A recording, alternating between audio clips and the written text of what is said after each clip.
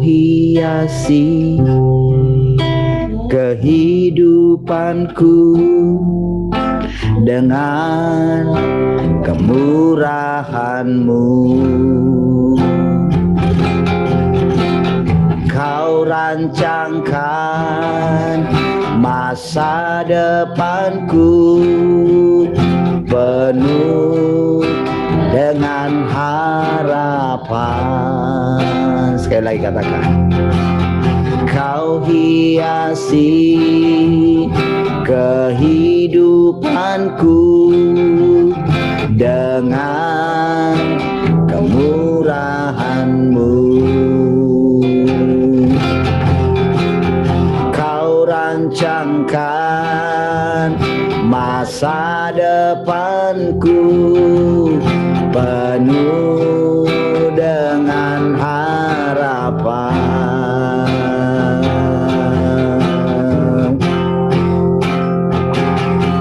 Aku ada saat ini, semuanya karena kasih-Mu. Aku hidup saat ini, semua kemurahan-Mu. Terima kasih Yesus,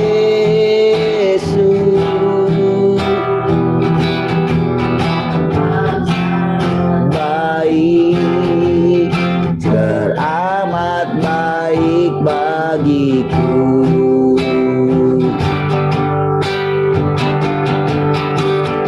Kau hiasi kehidupanku dengan kemurahan-Mu.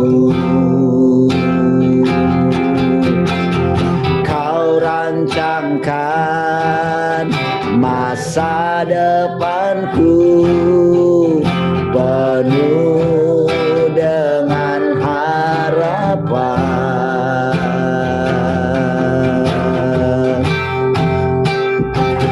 Aku ada saat ini, semua berkat kemurahan-Mu. Aku hidup hari ini,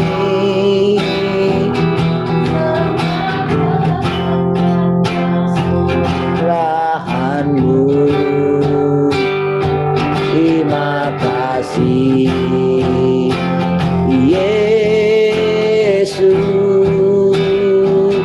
Engkau sangat baik, teramat baik bagiku.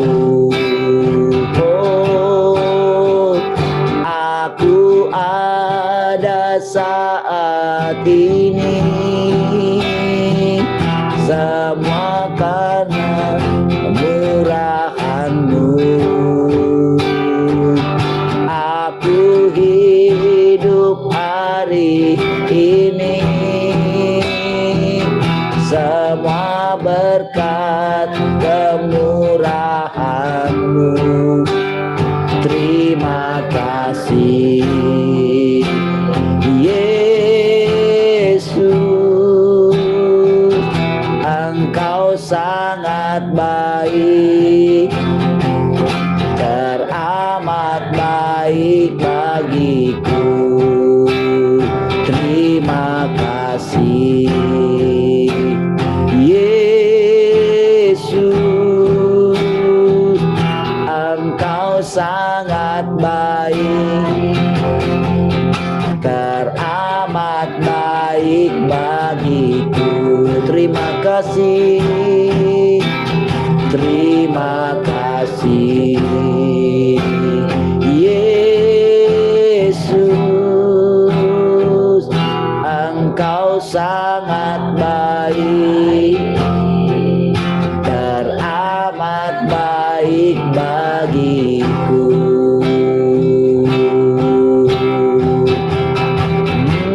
Teramat baik.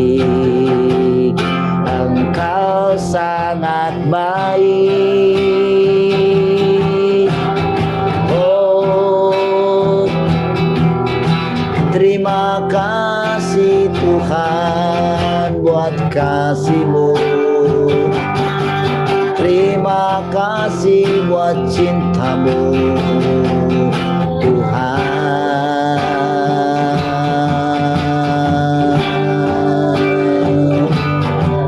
Haleluya.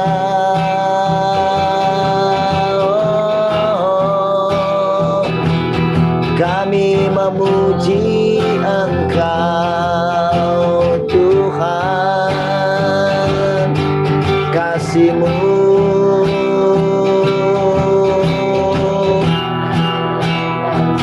cukup bagi kami. Haleluya.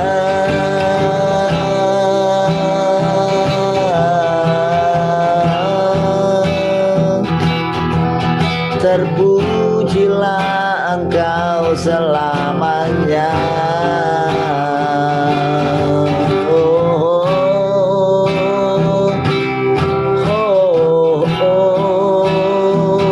Kami memuji-Mu.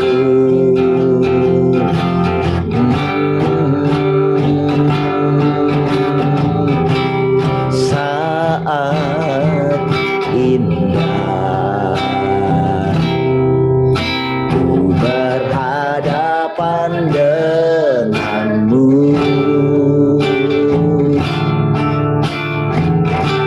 memandang wajah-Mu, Yesus kekasih jiwaku. Oh, bawa daku pelukanmu,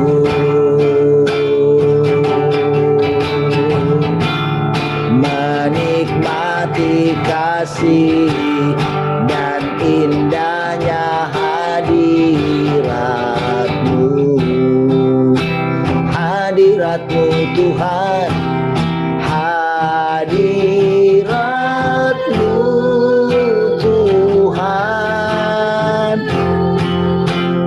ku rasakan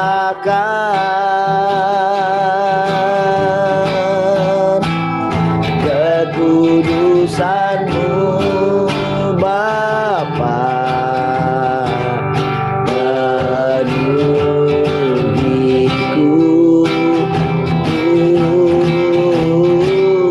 ku rindu selalu diam dalam bait-Mu, menikmati kasih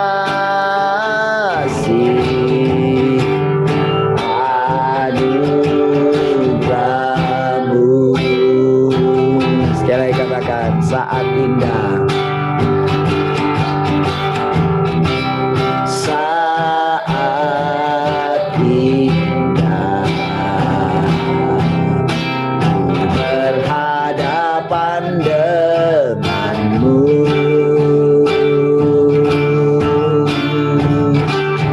memandang wajah-Mu, Yesus kekasih jiwaku. Oh, bawa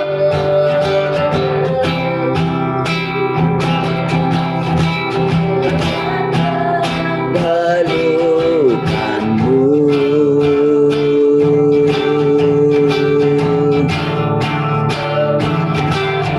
kasih dan indahnya hadirat-Mu.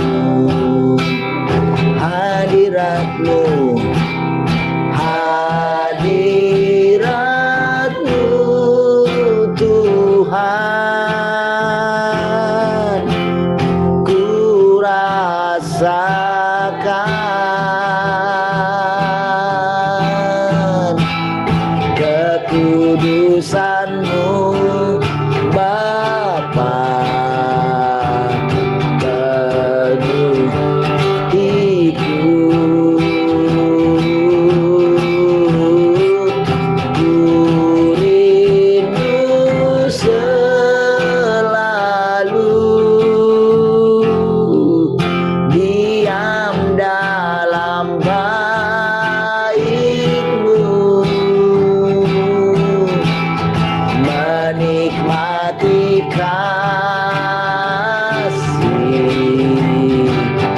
anugerah-Mu. Sekali lagi katakan, hadirat-Mu, hadirat-Mu Tuhan, ku rasakan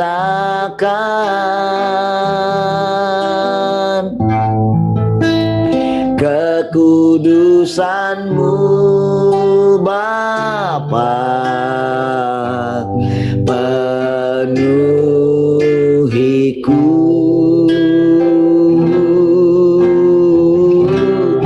Ku rindu selalu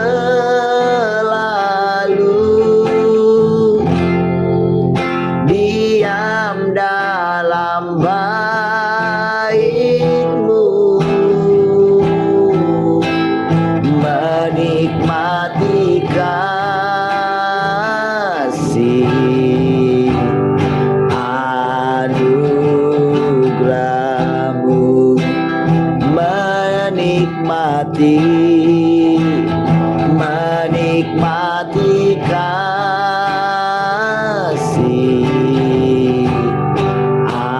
anugerah, menikmati kasih-Mu Tuhan, menikmati kasih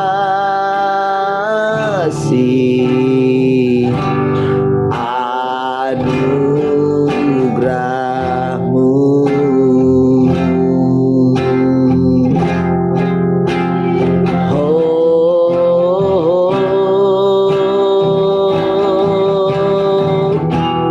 Menikmati kasih dan anugerah-Mu Tuhan, menikmati hidup-Mu Tuhan, menikmati kasih-Mu. Oh, kasih-Mu, hidup-Mu.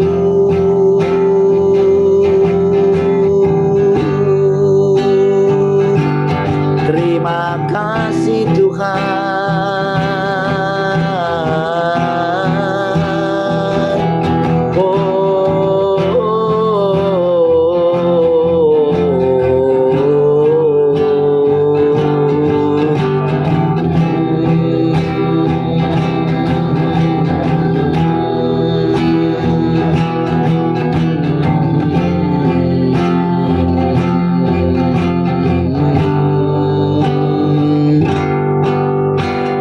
Ku sembah Kau, ku puji Kau, selamanya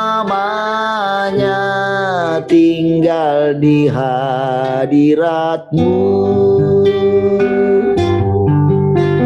yang ku mau menyenangkan-Mu.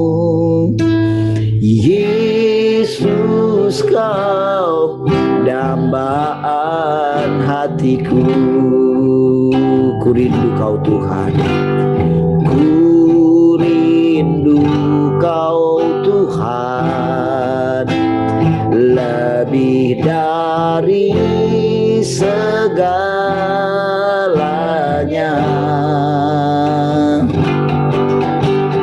Ku cinta Kau Yesus, Kaulah dambaan hatiku.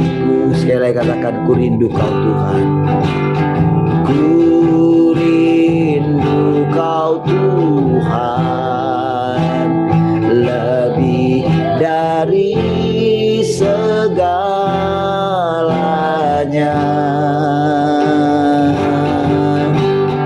Ku cinta Kau Yesus, Kaulah dambaan hati.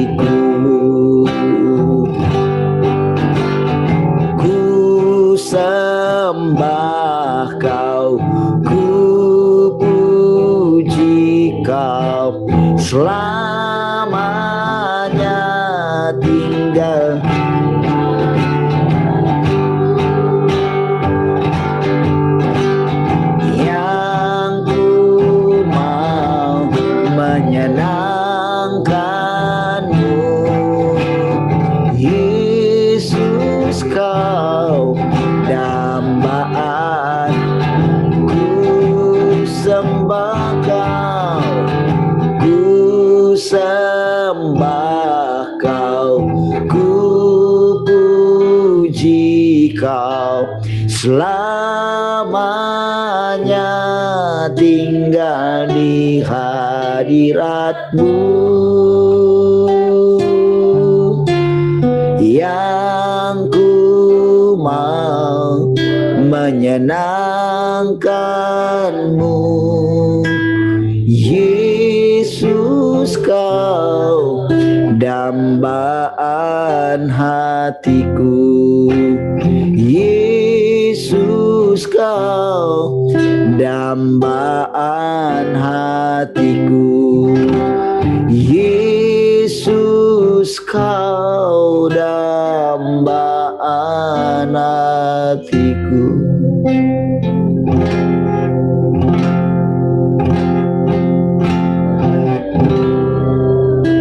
Terima kasih Tuhan, kami bersyukur pagi hari ini. Terima kasih Tuhan. Oh, dengan mata iman kami dapat memandang Engkau setiap hari. Terima kasih Tuhan. Semakin hari semakin jelas Engkau menampakkan diri-Mu bagi kami. Kami bersyukur. Kami dapat benar-benar bersekutu dengan Engkau. Terima kasih Tuhan. Engkau menguduskan kami, Engkau mentahirkan kami, Engkau memandikan kami dengan firman-Mu, dengan perkataan-perkataan. Perkataan-perkataan-Mu adalah air yang hidup, yang membasuh kami, yang mentahirkan kami dari segala kekotoran kami. Terima kasih. Dan saat ini kami segar di hadapan, sehingga kami dapat bersekutu dengan Engkau Tuhan. Terima kasih. Kami bersyukur. Mari silahkan Engkau kembali mengajari kami. Terpujilah Tuhan untuk selama-lamanya. Mari semua yang mengasihi Tuhan sama-sama katakan amin. Baik, puji Tuhan. Shalom semua. Jadi kita semua itu sebetulnya sedang dilatih gitu ya. Tahu nggak? Nanti kan di dalam Alkitab itu kan jelas. Coba bayangin, katanya tidak ada matahari lagi. Tidak ada malam lagi katanya. Berarti kan kalau tidak ada malam, berarti nggak ada tidur lagi. Logika dulu. Oke. Terus gini, kita kan bilang Allah penjaga Israel katanya tidak pernah terlelap. Kan kalau kita hidup seperti Tuhan, meneladani Tuhan,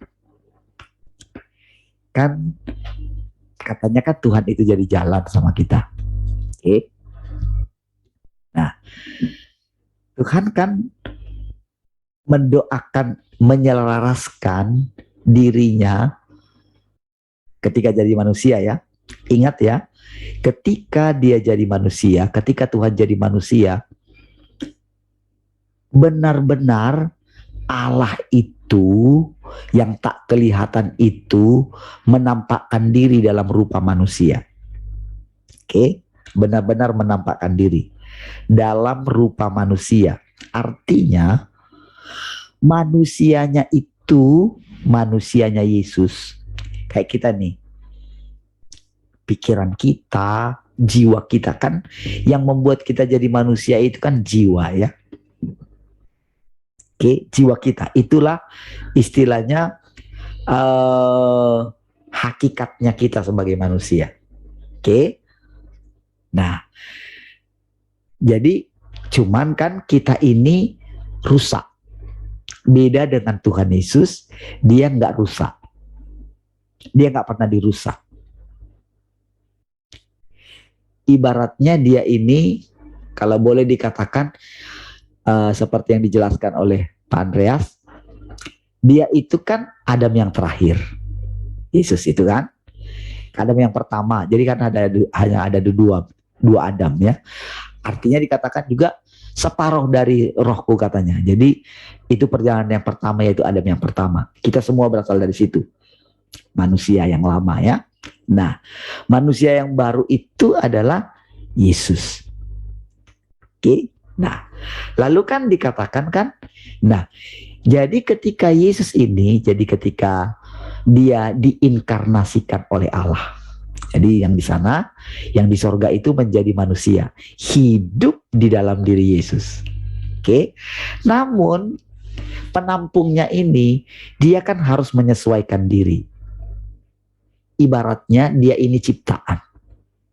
Di sana pencipta, jadi pencipta itu yang masuk ke dalam ciptaan.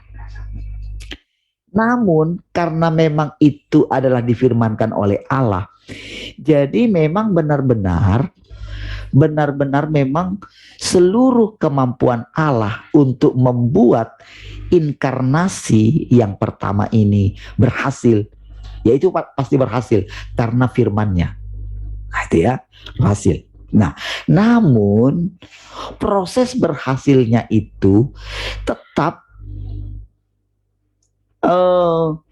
kita melihat bagaimana benar-benar si ciptaan ini. Jadi kita agak pisahkan sedikit dulu ya.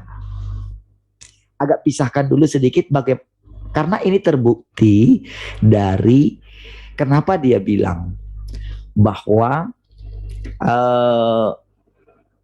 jangan kehendakku yang jadi.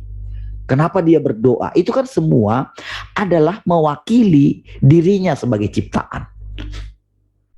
Beda ciptaan dengan pencipta, hanya masalah tempat, hanya masalah duluan siapa yang ada. Itu sebetulnya. Jadi keadilannya sampai seperti itu gitu loh.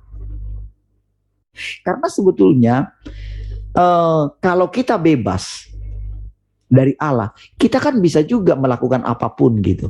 Makanya para penemu-penemu bisa buat apa saja sampai dengan saat ini. Itu karena di dalam diri mereka ada kemampuan yang berdiri sendiri.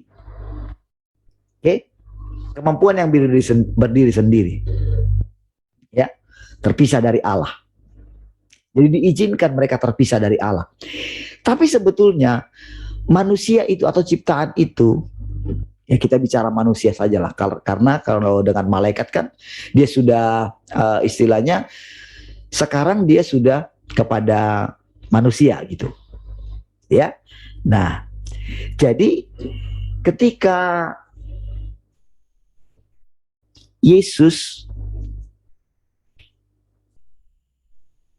bagaimana dia berdoa,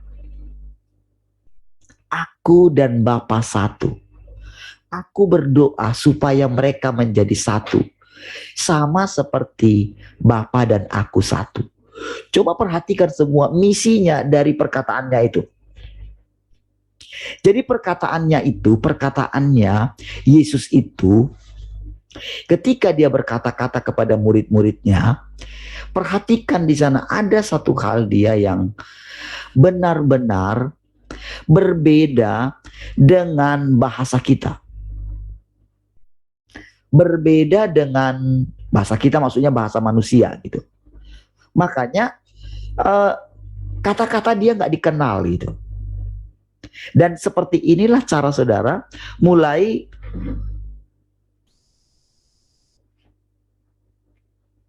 melihat perbedaan jalan yang kita tempuh saat ini. Ya. Nah, jadi semakin kita itu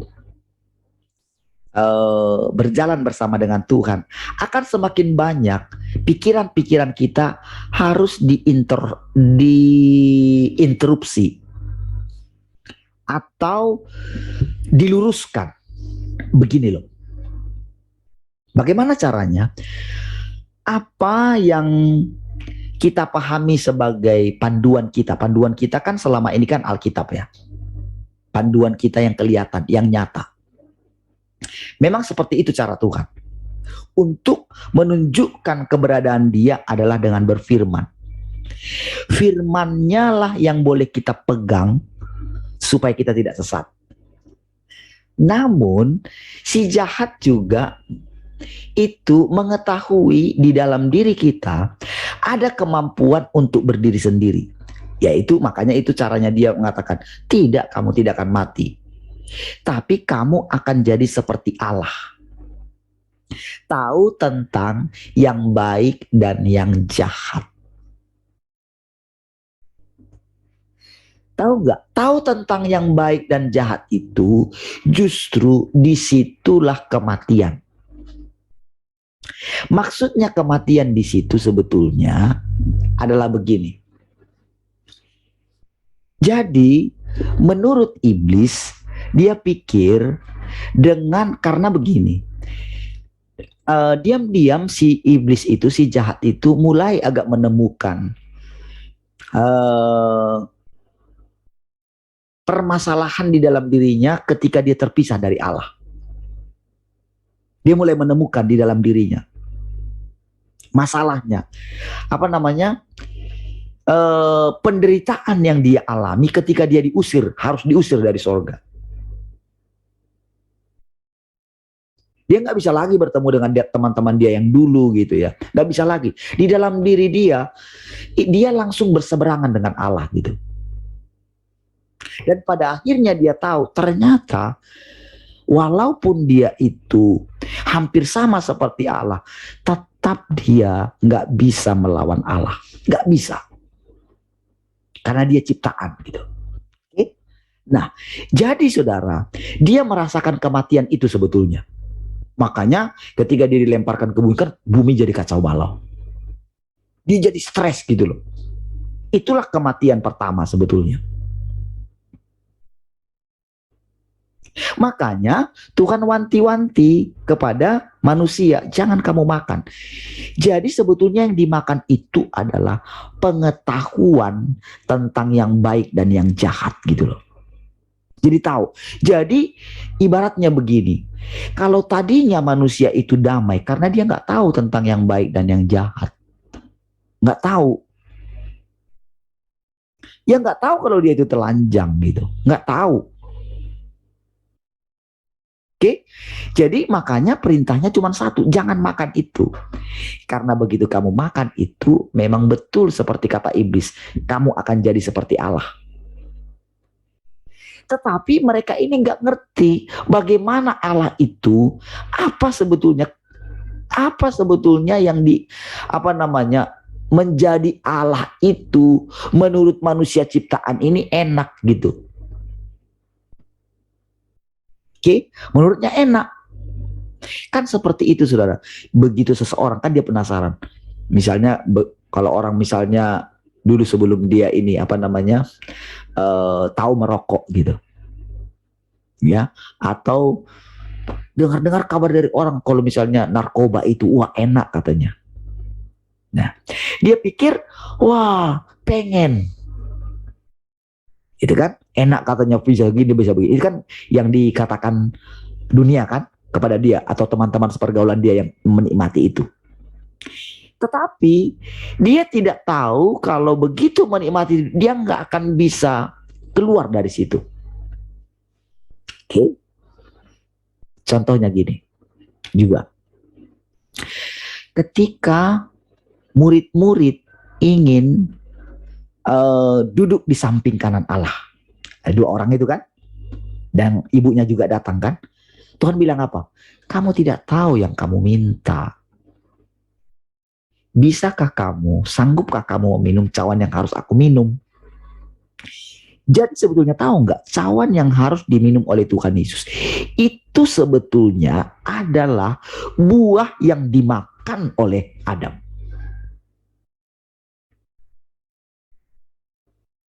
Itulah cawan yang harus dia minum. Kenapa dikatakan cawan yang harus dia minum? Jadi sebetulnya inilah semua penderitaan. Makanya sebetulnya ketika Tuhan bilang, kami sanggup katanya. Sebetulnya mereka nggak ngerti kan? Cuman karena mereka terobsesi dengan posisi di samping kanan. Perhatikan ya. Kan itu kan sebetulnya yang diinginkan oleh iblis. Dia ingin setara dengan Allah. Dia ingin punya pengikut. Dia ingin berdiri sendiri. Dia ingin punya kerajaan yang lain. Itu loh sebetulnya. Wasti juga seperti itu. Jadi begitu Wasti tahu dia sangat spesial di hadapan raja, Jadi dia buat kerajaan sendiri. Gitu. Jadi di situ masalahnya. Jadi makanya ketika Tuhan bilang, kamu tidak tahu yang kamu minta. Namun si pikiran si murid-murid ini sama dengan murid yang lain sebetulnya. Mereka itu pengen menjadi lebih daripada yang lain. Jadi posisinya ingin di atas.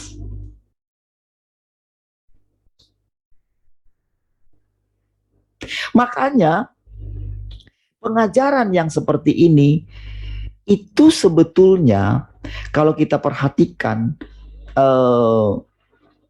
bagaimana yang dikatakan oleh para sebetulnya yang dikatakan oleh Paulus gitu, dia berjuang gitu, dia ingin mencapai satu posisi. Padahal Tuhan bilang nggak seperti itu, kamu nggak ngerti.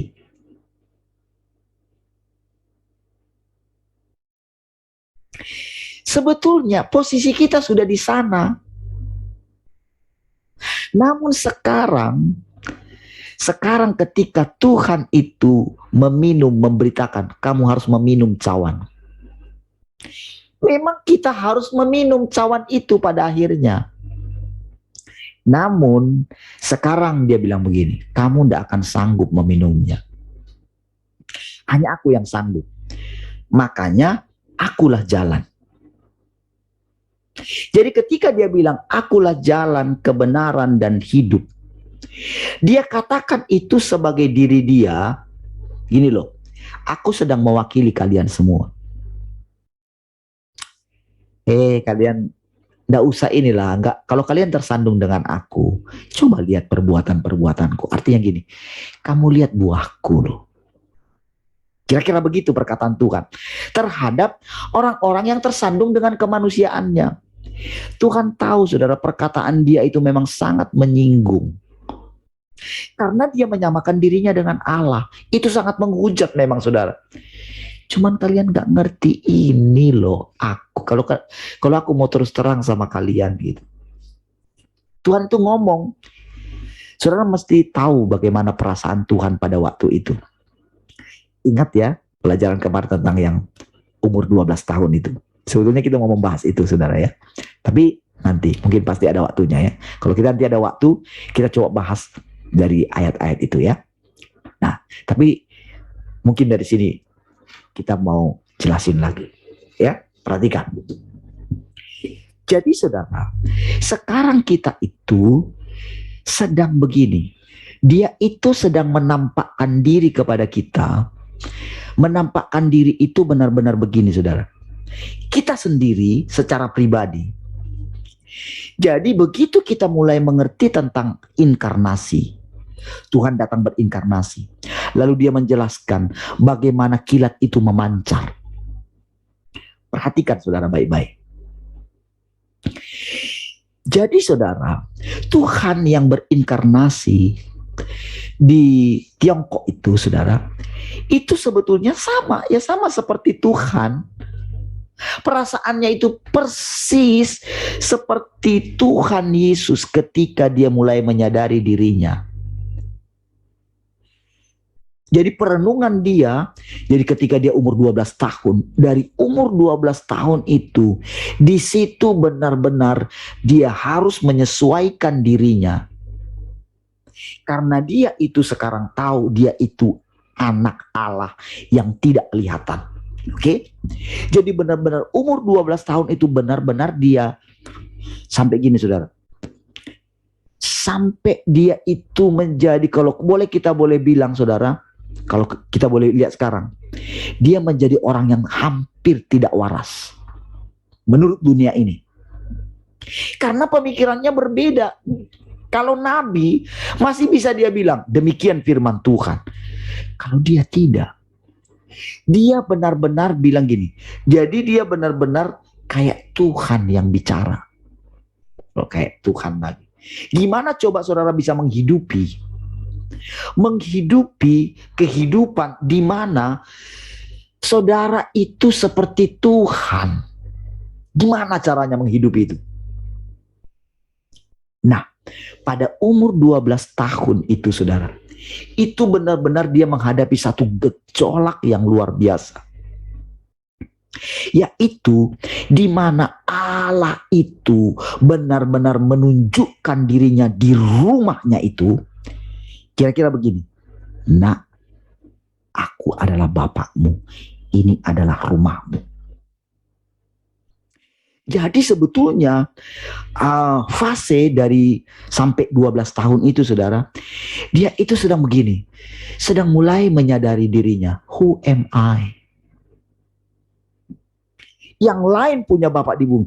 Kok mamaku bilang aku ini tiba-tiba sudah ada? Kok aku ini berbeda? Kok pemikiranku berbeda? Adik-adikku ini jadi kok ngerasa gimana dengan aku gitu. Jadi dia benar-benar kayak manusia lain, saudara. Saudara mesti merenungkan itu supaya saudara mengerti nanti apa artinya Tuhan itu menampakkan diri di dalam saudara, bahkan melalui saudara. Bahkan ini nanti akan makin meluas, saudara. Di mana benar-benar Tuhan itu hidup di antara kita.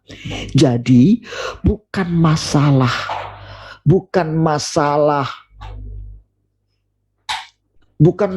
kita itu menjadi Allah pada posisi pencipta itu, bukan. Tetapi saudara, benar-benar kita itu diangkat benar-benar melalui firman-Nya, dan firman-Nya itu benar-benar kita alami.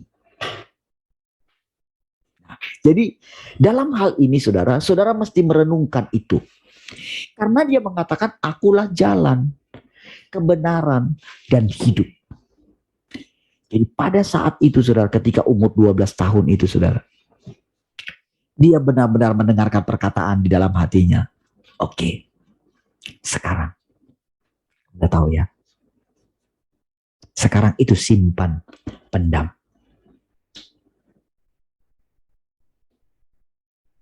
Jadi saudara, begitu kita mulai mengetahui ini, pendam, simpan.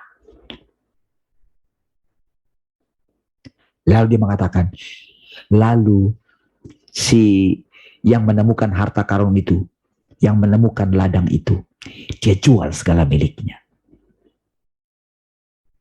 Makanya nasihat kepada jemaat Laodikia, ketika sudah sampai di puncak itu, mereka mencapai itu saudara. Mereka mencapai puncaknya itu, tapi justru di situ Tuhan bilang, aku menasihati engkau. Belilah daripadaku. Sekarang kau mesti beli. Dengan apa kita bisa beli? Dengan hidup kita, dengan reputasi kita, dengan segala apa saja saudara. Saudara, misalnya masalah keluarga kita, seperti yang saya jelaskan, masalah dengan anak saya.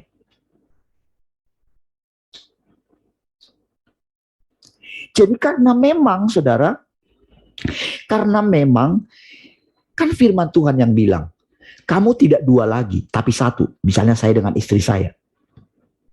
Berarti sekarang parohan saya itu adalah istri saya. Berarti anak-anak kami boleh meninggalkan kami nanti, tapi saya dan istri saya, karena saya menurut firman Tuhan satu dengan istri saya. Jadi yang lain silahkan meninggalkan. Demikian juga dengan pelayanan. Pelayanan ini punyanya dia. Jabatan gembala atau apapun itu punyanya dia. Kalau dia bilang jual, saya dengan perjalanan yang panjang begitu melihat ini, sudah dari awal saya sudah katakan sama saudara, dan itu serius. Dan sekarang kan boleh kita lihat, kan nanti itu kan nggak ada lagi saudara, karena nggak perlu lagi orang mengatakan mengajar sesamanya, kenallah Allah. Karena apa? Mereka tua, muda, besar, kecil akan mengenal Allah. Sama seperti sekarang kan? Ini kan kita hanya sebagai satu pijakan kita untuk kita mulai boleh menangkap Apa yang diajarkan oleh Allah. Kebetulan saudara, saya lebih duluan dari saudara dalam mengalami hal ini mungkin. Boleh menjelaskan seperti ini. Atau kebetulan juga dipilih oleh dia. Ya, dipilih untuk apa namanya? Gini loh. Jadi karena dia mulai melihat itu ya, dia mulai memperhatikan terus. Cara saya berpikir, cara saya bicara, cara ini mulai dia lihat. Jadi kita ini mulai dibuat dia, mulai dilindungi dia, dan mau dijadikan dia, saudara, menjadi contoh bagi yang lain juga. Mulai dia buat. Karena kita sedang mengikuti jalan yang baru. Di mana kita ini bergerak. Coba saudara perhatikan. Gimana kita ini sekarang bisa benar-benar setiap hari benar-benar punya satu pengertian yang baru setiap hari. Coba. Siapa yang bisa buat itu kalau bukan Tuhan? Orang yang paling hebat dari manusia, dia pasti belajar. Setiap hari. Dan kalaupun dia bisa menerangkan sesuatu yang baru, itu hanya dia itu menerangkan jalan yang kemarin. Atau dia menghidupi di situ, menggali-gali di situ. Paling kalau dia pintar, dia gali-gali bahasa aslinya. Paling seperti itu. Tetapi mereka tidak akan berani menjelaskan tentang kehidupan yang akan datang. Jadi kehidupan yang akan datang hanya bisa dijelaskan oleh Tuhan yang menampakkan diri. Jadi bedakan saudara, Tuhan yang berinkarnasi itu adalah Tuhan yang menampakkan diri ya. Bedakan itu dengan Tuhan yang dulu. Yahweh, kita mesti bedakan. Dengan Yesus juga, dengan Tuhan yang sekarang. Ibaratnya begini saudara. Jadi Tuhan yang sekarang ini bisa menjelaskan, karena dia sudah melewati fase ini. Sama seperti Yesus. Jadi dia itu bisa menjelaskan tentang Taurat. Oke. Namun untuk menjelaskan tentang Yesus ini harus yang dia sudah di sini. Sementara manusia itu hanya begini, dia hanya berjalan di sini. Karena kan dia hidup dengan pemikirannya, dengan pengetahuannya dia. Jadi kalau pengetahuannya itu hanya di sini, apalagi belum disingkapkan, dia nggak akan tahu apa-apa tentang kehidupan roh yang sesungguhnya. Kehidupan kekal dia nggak akan mengerti. Karena apa? Dia hanya mengandalkan pikiran dia. Atau paling-paling dia itu belajar dari Paulus, belajar dari Petrus, belajar dari Musa, belajar dari Abraham. Sementara mereka ini, mereka ternyata kan belajar dari Yesus. Makanya dikatakan Abraham bersukacita melihat hariku. Makanya saudara, orang-orang Farisi itu, orang-orang Yahudi itu bingung dengan bahasa Tuhan. Saudara, ketika Tuhan mengajar, mereka itu kan takjub. Dari mana dia ini belajar?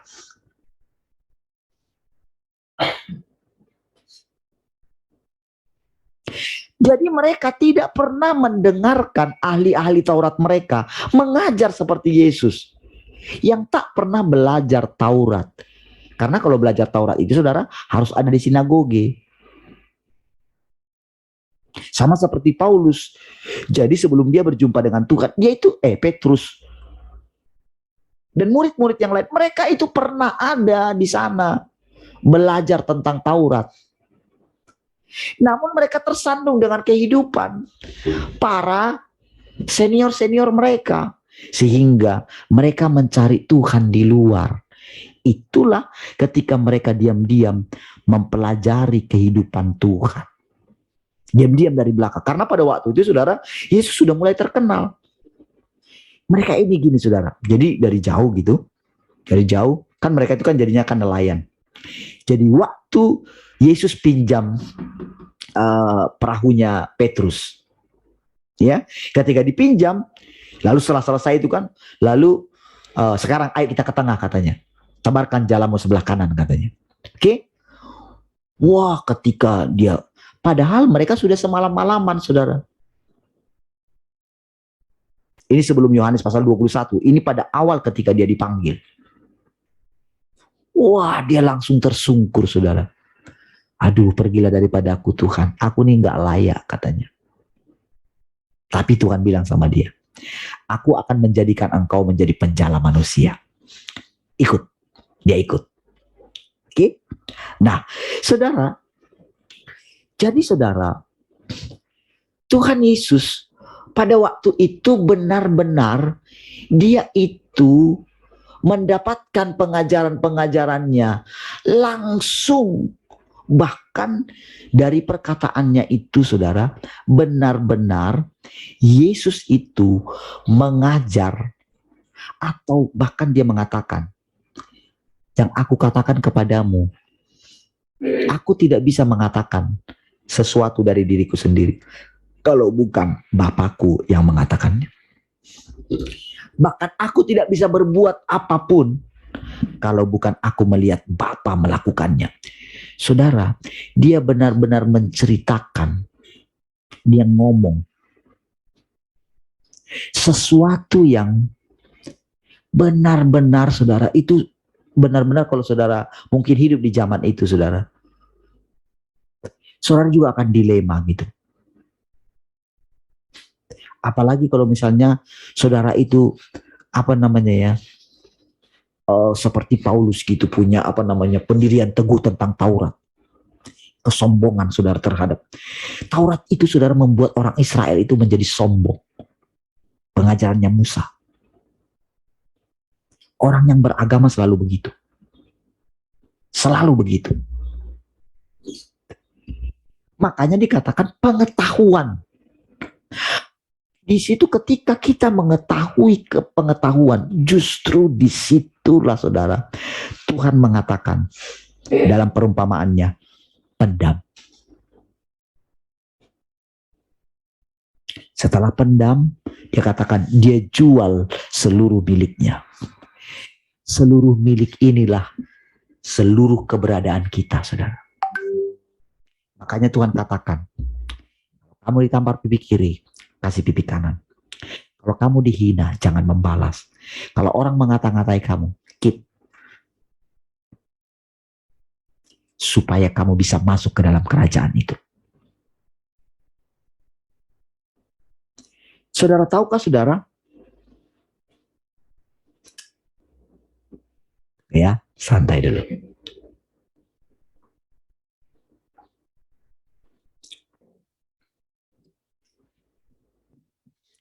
Saya mengalami beberapa kali yang saya katakan bagaimana Tuhan perlihatkan apa ya, sampai suatu saat saudara saya menyimpulkan begini, sama seperti Pak Andreas, dia menyimpulkan dalam dirinya bahwa tak ada yang dapat menghalangi saya. Ketika Tuhan perlihatkan gitu, ketika saya melihat itu, ketika saya pergi pelayanan yang ke Padang itu gitu ya, kita ke Padang itu, saya melihat di situ. Ketika berikutnya, ketika melayani orang siapapun gitu yang agama lain gitu, saya benar-benar melihat tak ada yang bisa menghalangi Tuhan. Apalagi ketika yang di hotel, saya bilang di hotel lantai berapa itu, ketika Tuhan bilang, kalau kamu terus begini tunduk kepadaku, maka aku akan membawa engkau ke tempat yang mungkin tidak terpikirkan olehmu gitu. Bahkan aku akan membawa engkau berdiri di depan raja-raja gitu, di depan presiden gitu. Itu saya mendengarkan di awal. Oke. Nah, tetapi saudara, pada waktu itu saudara, Tuhan buat, jadi ketika uh, Tuhan berikan mengenai Sumatera gitu ya. Di situ saudara, wow, saya mulai begini. Memang tidak ada yang bisa menghalangi Tuhan gitu. Tapi tepat pada saat itu saudara, Tuhan mulai katakan berhenti. Saudara, dalam semua yang Tuhan tunjukkan itu saudara, sebetulnya di situ saudara, Tuhan mulai mengajari. Di dalam hal yang mungkin menurut kita suara Tuhan, kita kalau kita berdiri sendiri, tidak dibawa Tuhan seperti sekarang duduk di kakinya, kita akan sangat rentan sekali tertipu. Kan ketika Tuhan Yesus dicobai oleh iblis, dia membawa seluruh isi dunia ini.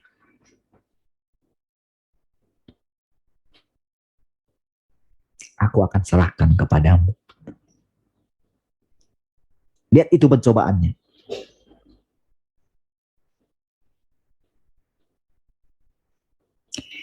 Saudara pasti mengerti begini ya.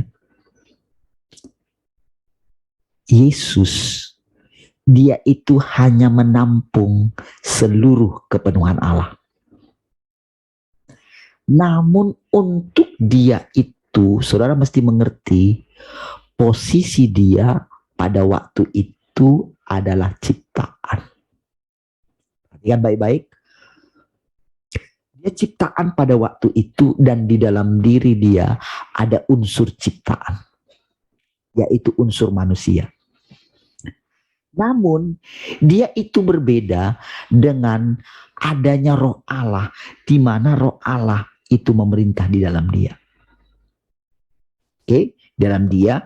Namun tetap dia itu punya kehendak. Makanya paling terakhir itu dikatakan dia itu sampai mencucurkan darah gitu, karena dia punya kehendak. Paham itu baik-baik ya, supaya kita boleh memahami bagaimana dia dicobai pada waktu itu. Dan seperti itulah nanti kita mengetahui ketika kita ini seberapa banyak kita boleh menerima Tuhan. Seberapa banyak kita boleh menampung Tuhan. Jadi ketika kita menampung Tuhan, tahukah saudara? Sebetulnya kita sedang menyelamatkan nyawa kita. Justru kita tidak akan kehilangan nyawa kita ketika kita menampung Tuhan. Justru ketika kita rela kehilangan reputasi kita. Saudara, kemarin itu saudara, saya ini ya, ada dulu satu gereja yang saya kan sudah tak perbaiki ini ya, proyektor lah, laptop lah, softwarenya, isi worship lah, apa gitu. Saya banyak ya, nih ya, gereja-gereja yang saya ini kan gitu dulu, ya. Jadi gereja ini dulu saya yang pasang itu semua, proyektornya gitu ya. Nah, waktu pertama saya datang, oke saya perbaiki, oke. Dan dulu dengan gereja ini saya cukup dekat dengan pendetanya meninggal ya karena COVID ya. Saya juga waktu itu sayang sekali ya. Nah, jadi ketika kemarin ke sana gitu, panggil lagi, mau rusak lagi gitu ya, kesambar petir kayaknya. Nah, jadi ada dulu anak rohani saya di situ, ini ya, dulu anak ekpa saya. Jadi dia melayani di sana, jadi dia yang panggil saya gitu lagi ya. Nah, jadi ketika saya datang di situ pertama gitu, jadi ada anak dari pengerja yang di situ itu masih ini, kayak gimana gitu, mukanya panjang gitu. Lalu saya dibawa, itu gerejanya lantai 2 gitu. Lalu saya ini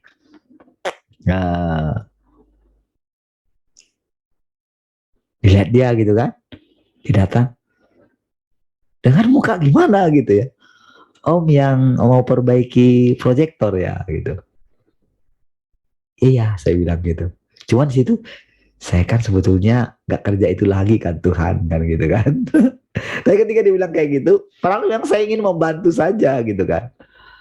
Tapi ketika dibilang kayak gitu, dalam hati saya begini, saya langsung teringat dulu ketika saya, kalau dikatakan dulu seperti itu kan, kalau misalnya saya pergi gitu kan, ya kan misalnya tuan rumahnya nggak ada, oke itu karena saya memang tukang AC gitu kan, tukang perbaiki gitu kan. Kalau dipanggil kan ya sudah, memang saya teknisi gitu kan. Oke. Nah, tapi kali ini kan saya pendeta gitu kan. Kalau pendeta itu kan gimana kan? Dihormatilah kan gitu kan. Kan beda kan pendeta dengan tukang servis AC kan. Pendeta itu kan pekerjaan yang mulia kan.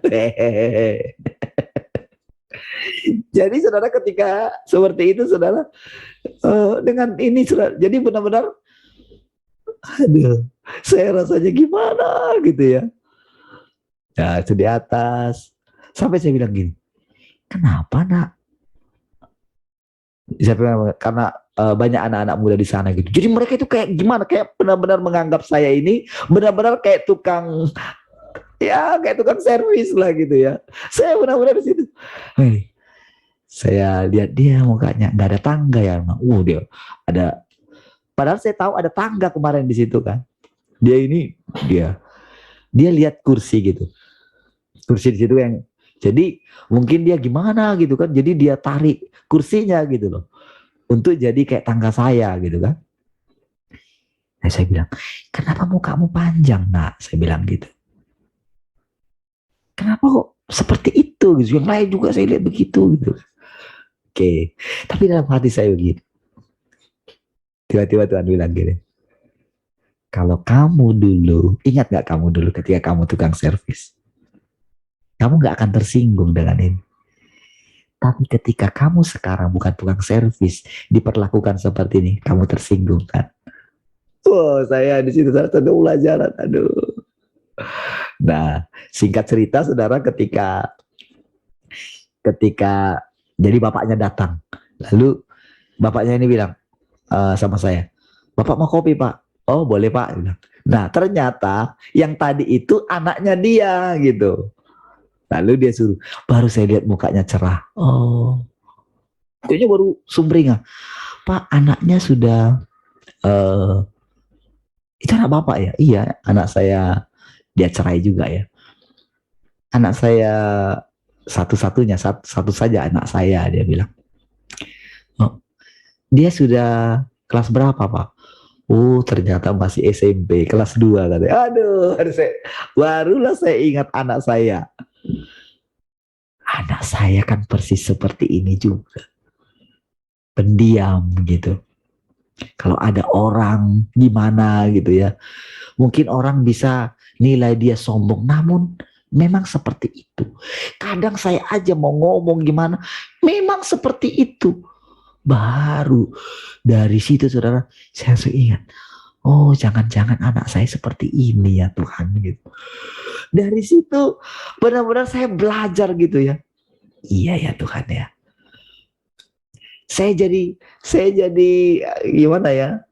Dengan satu keadaan itu, hari ini ketika saya menjelaskan kepada saudara, ketika kita mendapatkan ini saudara, kan tinggi ini saudara. Pengenalan akan Tuhan. Ketika Yesus dia mengetahui dirinya, ini loh rumah Bapakmu. Dia benar-benar merasakan nyaman sekali di situ. Lalu dia mulai mendengarkan. Sekarang kamu pulang ke rumah orang tuamu untuk dididik di sana. Disitulah dia benar-benar dia pendam semua sampai ditahbiskan umur 30 tahun. Dan tahukah saudara, sebetulnya semua kita seperti itu. Jadi ketika sekarang kita mengetahuinya, makanya saudara, kita sekarang dibawa dia itu belajar duduk di kakinya. Dan dia mengajarkan semuanya. Perjalanan hidup dia sampai dengan hari ini. Dan dia Tuhan yang berinkarnasi itu. Jadi saudara, kalau Allah yang di sorga itu saudara, itu, jadi kalau ada orang mengatakan, oh kami menyembah Allah juga, itu gema mereka itu seperti ahli Farisi itu saudara, orang-orang Farisi itu saudara. Saudara, orang Farisi itu menyembah Allah yang di sorga, aduh jangan tanya lah.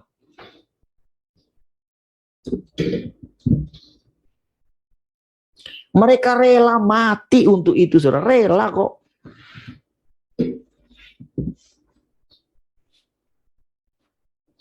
Jadi saudara, ketika Yesus memperkenalkan dirinya berkali-kali, dia datang dari sorga, kamu dari bumi. Itu benar-benar sangat menusuk. Ketika Petrus mengkhotbahkan khotbah yang pertama dia, tahu nggak, perkataan itu sangat menusuk. Allah sudah membuat dia yang kamu salibkan itu menjadi Allah. Oh, itu sangat menusuk. Dialah Mesias itu. Dialah yang diurapi itu. Itu sangat menusuk, saudara.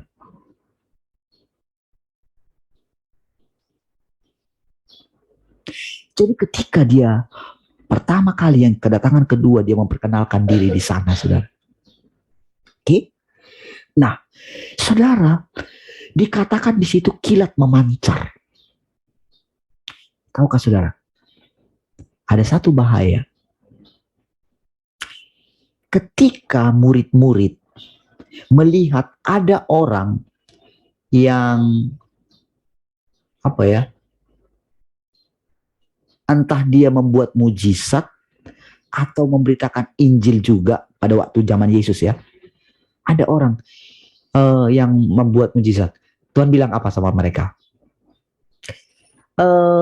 Kalau mereka tidak menentang kita, mereka ada di pihak kita. Artinya Tuhan tidak memaksa orang itu datang kepada mereka. Oke? Jadi pada waktu itu saudara, Tuhan memilih murid. Oke? Jadi dia fokus ke situ.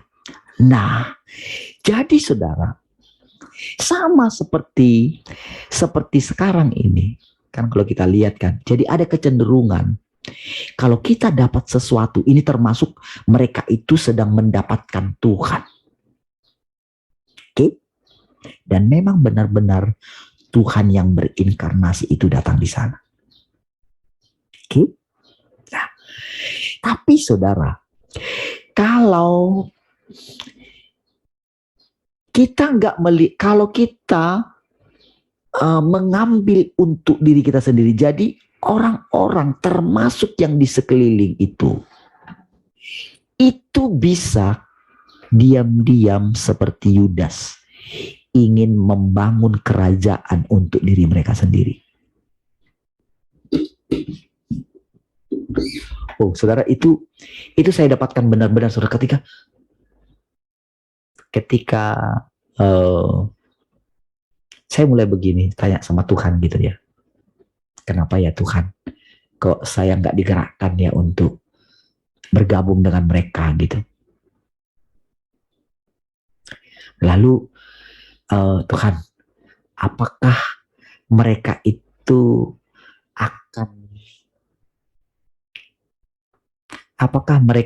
akan memaksa kami harus ikut ya?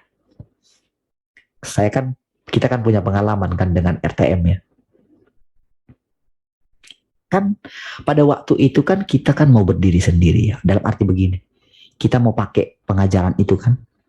Ingat gak dulu? Karena kan kita merasa berhak toh. Karena itu kan suara Bapak toh. Siapa yang bisa klaim sih itu jadi miliknya? Dan saya merasa sangat berhak. Karena benar-benar Pak Andreas dulu Saya boleh bilang dalam hati saya, kepada yang lain nggak ada diberikan warisan seperti itu. Misalnya warisan tentang Singapura, tentang Sumatera, nggak ada yang dibilang seperti itu. Saya dapat, saya berhak dong. Dan itu suara Bapak kok, pengajaran Bapak kok. Jadi ibaratnya mereka klaim itu, ambil itu semua. Oke, ya saya tetap jalan gitu. Harusnya saya bisa dong. Tapi tahu nggak? Ketika dikatakan seperti itu, benar-benar saudara, saya tidak punya apa-apa loh yang saya mau ajarkan. Nama Lord Revive Us itu saudara, tahu nggak? Itu pas pada waktu dulu waktu mau apa sebetulnya tentang radio itu. Jadi Tuhan ingatkan itu. Jadi saya tanyakan apa namanya? Saya bilang pada Rahel, kepada siapa, coba apa namanya? Mau kita buat gitu. Jadi saya diingatkan itu. Disitulah saya belajar gini. Sekarang saudara-saudara perhatikan saudara, saya mulai melihat, oh ternyata keputusan yang kita ambil dulu yang begini, ternyata Tuhan ada di sana ya. Makanya saya teguh dengan Lord Revive Us itu. Oke? Jadi ketika ada yang tanya kemarin, ternyata orang itu dia ganti itu lagi loh. Dia ganti nama saudara. Tadi dia pakai ID Bus gitu, sekarang dia pakai ganti nama Rocky. Ya, yang di komen itu. Pertanyaannya itu nggak dihapus. Jadi dia ganti nama. Dia ganti profile di YouTube-nya saja. Dia nggak punya channel. Ya. Nah, jadi saudara, ketika itu saudara, saya itu diam-diam saudara saya bawa kepada Tuhan. Apa memang kan Tuhan kalau misalnya pun saya jumpa dengan orang yang benar-benar mendapatkan ini semua, ya kan dia kan bahasanya bahasa Cina gitu, bahasa Mandarin. Gimana? Saya dalam hati begini. Makanya kan mereka punya banyak bahasa gitu ya, dan mereka punya ini, boleh dikatakan berapa bahasa saudara. Sama seperti kita dulu website kita RTM dulu kan sampai berapa bahasa itu. Ya kalau mereka tuh banyak sekali saudara. Dan mereka punya banyak sekali orang di setiap negara gitu. Ya dan memang militan. Makanya ketika Bu Rahel kemarin cerita yang itu saudara, wah, saya melihat saudara, aduh, pasti banyak di antara mereka seperti anak-anak muda itu. Jadi ada dia memang yang boleh dikatakan gini ya. Jadi saya boleh membayangkan ketika Tuhan Yesus pertama kali umur 12 tahun itu. Lihat saudara, dia kan kayak melawan mamanya kan. Apa kamu tidak tahu aku harus ada di rumah bapakku? Apa kalian nggak tahu? Wih. Jadi seperti anak yang diceritakan Bu Rahel kemarin itu. Dia sampai benar-benar karena memang diajarkan harus membenci ayah dan ibumu. Tahu nggak? Saudara, perkataan itu saudara, itu bisa jadi firman itu bisa dibelokkan oleh si jahat. Jadi kalau orang yang tidak siap menerimanya, ya bisa jadi orang seperti itu. Makanya saya bilang saudara, saya itu bingung saudara ketika mulai bertemu dengan orang-orang RTM dulu. Makanya kan saya tanya gitu, Pak, si ini gimana? Si ini gimana? Si ini gimana? Langsung loh saya tanya sama Pak Andreas. Karena saya bingung gitu. Harusnya kalau dia punya, kalau pengajaran ini bagus sekali, harusnya kan orang-orang kan dari buahnya kan kita mesti lihat dong. Lalu saya dapat cerita lagi dari Bu Rahel. Kenapa di dalamnya bagaimana? Wah, terjadi peperangan indah. Saya kan tahu kenapa Tuhan gitu. Pengajarannya bagus gitu loh. Harusnya kan kalau pengajarannya bagus kan, firmannya bagus, harusnya kan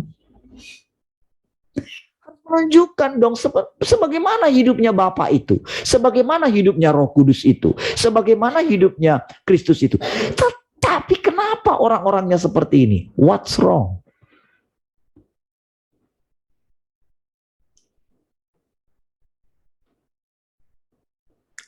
Itu saudara saya tanyakan, saya pergumulkan terus. Nah, ketika saya mengalami sendiri dilema seperti yang saudara lihat waktu awal-awalnya, bagaimana emosi, bagaimana kemarahan, saudara perhatikan sendiri kan, saudara lihat sendiri kan. Tapi ingat pada waktu itu benar-benar saya mengalami dilema gitu. Antara saya itu kalau saya mau ikuti hati saya akan baik-baik saja saudara. Tetapi pada waktu itu rasanya saudara perkataannya begini, oh berarti kamu itu tidak mau ya. Bagaimana kamu melihat bagaimana perkataan yang dikatakan? Tuhan yang kamu cari itu datang dengan mendadak. Bagaimana kamu tahu Tuhan itu datang dengan mendadak? Coba bayangkan sedikit.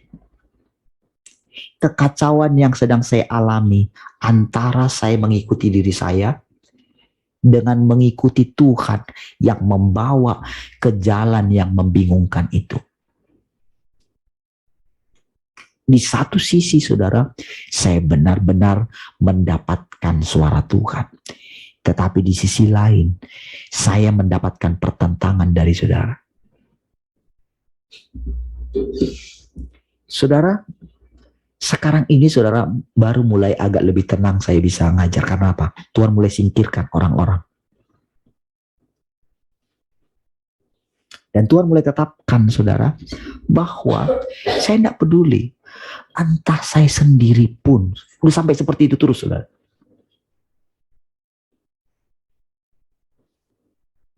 Nah, makanya saya bisa menjelaskan bagaimana dilema yang dihadapi oleh Yesus. Supaya kita ngerti saudara.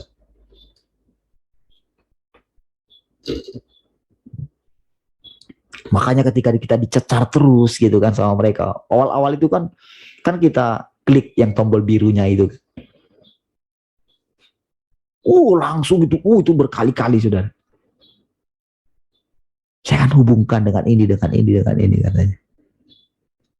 Ketika saya beli bukunya Watchman nih, saya ini di toko yang di sini yang orang yang mereka itu dari kan mereka buat gereja di sini kan, yang Pak Markus itu kalau itu begitu saya beli di situ ada seorang anak muda gitu. Ketika saya beli, dia pikir mungkin saya awam ya dalam buku-bukunya itu. Dia bilang gini, Pak, ada yang mau ditanya Pak? Mungkin saya masih punya waktu gitu. Ada yang mau ditanya nggak Pak? Mungkin ya mengenai ini sekarang saya beli buku-buku yang inilah gitu ya. Pikirnya mungkin ya karena kan untuk bisa mengikuti buku-buku itu kan, wah itu benar-benar ya sangat sedikit lah orang-orang yang bisa memahami itu. Jadi dia mencoba ingin menjelaskan lah gitu kepada saya gitu. Pikirnya mungkin saya nggak ngerti gitu ya tentang itu gitu. Saya bilang enggak gitu ya. Saya berkali-kali datang ke situ, enggak saya ini kok, saya bilang gitu ya. Nah, jadi saya mengingat bagaimana orang-orang itu saudara, kan anak-anak muda itu semua saudara. Ada di Malaysia yang menghubungi saya itu, ada yang di Malaysia, ada yang Australia. Karena pada waktu itu saya tanya, nggak ada ya persekutuannya di Indonesia ya gitu. Nah, mereka bilang mereka ada secara online. Apalagi memang pada waktu itu kan, pas waktu kita itu kan sudah pandemi itu ya. Nah, jadi saudara, Tuhan yang menampakkan diri itu saudara, itu benar-benar saudara, dia itu menampakkan diri tepat kepada masing-masing kita.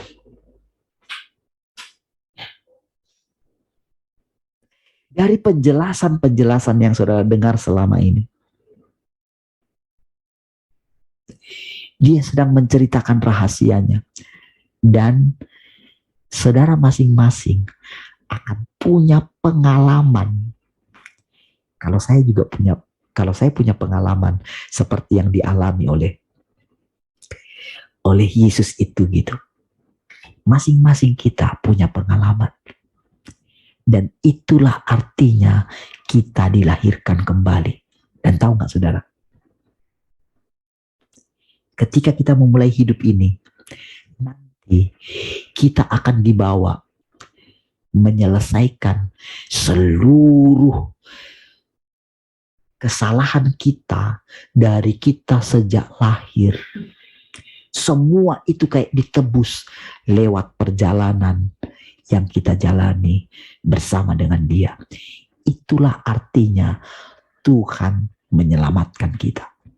Makanya Tuhan katakan, hanya Tuhan yang berinkarnasi, hanya Tuhan yang maha kuasa yang bisa, hanya Kristus katanya, Kristus akhir zaman, yang bisa memberikan kita hidup yang kekal.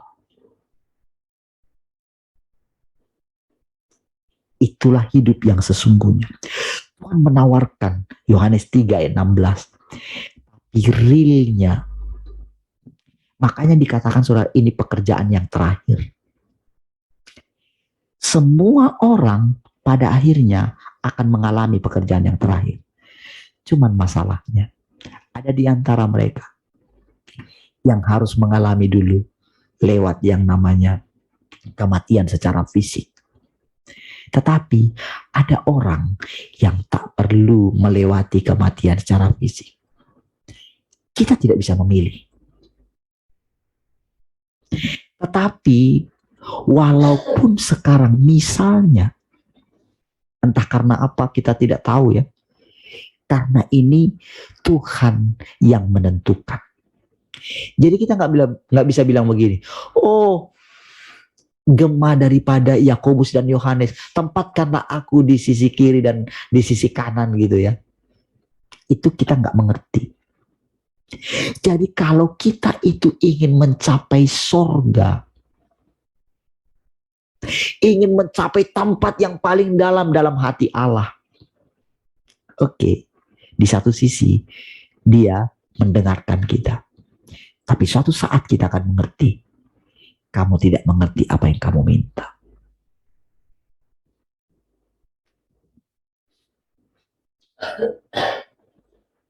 Tapi sekarang saudara, jadi ketika dengan pengetahuan ini tentang hidup selama-lamanya, kan langsung terpikir di sini, oh aku hidup selama-lamanya. Tapi tahukah saudara, yang menentukan hidup artinya kita tidak melewati kematian, bukan kita. Itu Tuhan. Dan sekarang Tuhan bawa kita ke masa itu, di mana kita sedang dibawa ke zaman yang baru. Sekarang saudara boleh berpikir, boleh merenungkan hidup saudara, boleh menjalani hidup saudara seperti saudara sudah meninggal. Artinya saudara sudah di alam roh, walaupun saudara masih bekerja. Tapi hati saudara tidak ada lagi di dunia ini. Saudara harus benar-benar mengalami yang namanya keluar dari Babel. Itu pengalaman saudara. Itu bukan kita berusaha ingin keluar dari dunia. Tetapi Tuhan yang berinkarnasi, yang sudah datang kedua kali, Kristus akhir zaman, sedang menuntun engkau, menggandeng tanganmu. Dia membawa engkau dari awal hidupmu. Lewat pengalaman, engkau akan menebus semua. Dia akan menebus. Dia kayak mendampingi saudara jalan dari sejak engkau lahir. Jadi kita kayak mulai hidup kembali. Seperti itulah cara Tuhan menyelamatkan kita. Makanya dikatakan air mata kita dihapus. Seluruh kenangan masa lalu kita. Makanya ketika kita dihakimi, disitulah sebetulnya bertobatlah. Kalau kamu gak bertobat, kamu gak bisa masuk. Sudah ada pelajaran yang sangat dalam yang akan Tuhan sendiri ajarkan kepada masing-masing kita secara pribadi. Ini nggak boleh diajarkan oleh orang lain. Makanya Tuhan katakan, kamu tidak perlu diajar oleh orang lain. Karena dia, sang pengajar itu, dia bukan lagi yang dikatakan oleh Yohanes. Kalau dulu kita berpatokan kepada itu, tapi sekarang Tuhan yang dikatakan, Bapa yang dikatakan oleh para nabi-nabi itu yang akan mengajari umat manusia berikutnya. Yang memberikan Taurat itu dalam hati kita, menuliskan di dalam loh hati kita. Dia sendiri datang dan mendampingi kita. Itu yang dikatakan. Siapa itu ya? Akan mendampingi anak bangsamu katanya di akhir zaman. Dialah, itulah sebetulnya yang dikatakan yang sedang mendampingi kita secara pribadi. Tuhan menampakkan diri berinkarnasi. Benar-benar saudara mengalami bagaimana ketika Yesus berkata, aku dan Bapa satu. Maka dari mulut saudara akan mulai nanti begini, akan selaras. Oh ternyata ini berasal dari Allah. Disitulah saudara mulai menyadari. Inilah masanya kita ketika kita dipendam. Kita diajar. Kita duduk di kaki Tuhan. Kita diajar oleh Dia. Setiap hari. Baik saudara. Sudah lewat panjang ya. Kita lanjutin. Kan gak sempat tadi bahas tentang yang itu. Saya harap saudara terus ya merenungkan setiap perkataan-perkataan Tuhan. Saudara mesti membangun terus saudara.